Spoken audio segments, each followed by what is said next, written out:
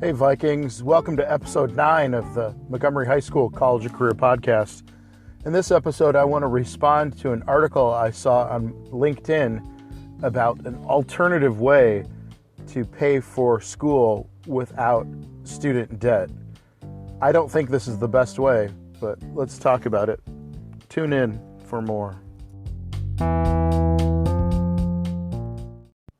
Okay, we're back with the podcast here. I wanted to respond to this article I saw on LinkedIn, which was also reported in Wired magazine. And the title of the article is Another Way to Pay for College. And it says here, with the mountain burden of student debt, a small but growing cohort of U.S. colleges are turning to alternatives. And what they're using Purdue University in Indiana as an example in this, but they've introduced income sharing agreements where outside private investors offer students money for school in exchange for giving them a portion of future earnings. And they say the article describes this as an upside because you can stay out of student loans, but I really think this is a really, really bad idea because this was tried hundreds of years ago when the United States were colonies, and it was called indentured servitude, where you as a poor person or a middle-income person who couldn't afford passage to North America, you agreed to be an indentured servant to a skilled tradesman for a period of, 7 to 10 years or something like that, and you didn't get a salary, and you learned your trade, and at the end of the time of your indentured servitude, you became a free person. And, I just think this is a recycling of that idea of private investors are giving you money to pay for your school, and then once you graduate, you give them a portion of your salary. Now, we don't know how much of a portion that is, but I just think that's a really, really bad idea. And this is the reason why. Oftentimes when you go to school, you study, you get a degree in the area of your choice. But most people don't work in the fields they got their degree in. A lot of people do go in totally different directions with their degree, as long as you get the degree. People go in different directions.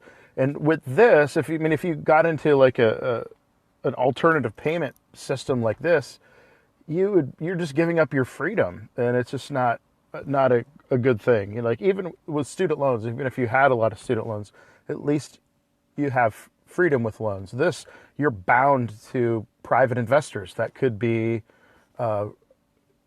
private equity firms like Goldman Sachs, or investment banks like Goldman Sachs, or Blackstone Group. I just think that's a really, really bad idea, because you're taking away your future options, you're taking away your future earnings, and you're basically making yourself an indentured servant. I just think this is a really, really bad idea. And what I want to just stress with you guys is that this is the best advice that I could give you. Is for an undergraduate degree, it doesn't really matter what college you go to as long as you get a degree. Where it's really important is when you're studying for your master's or your advanced degree, like a PhD, or you want to go to medical school or law school. That's when where you go to school becomes really important. But for your first bachelor's degree, especially if you want to study business or teaching or psychology, you can do those degrees anywhere. And it doesn't matter where you go, because the information you learn is the same no matter where you go. So the best bet is to find the school that has the degree that you want at the lowest cost. And that way you can control your costs. You might be able to do it without student loans, or at least the lowest amount of student loans. But I think that is the best advice. And don't become an indentured servant. Just find a school that has what you want to study at the lowest cost. And I think that is the best advice I can give you.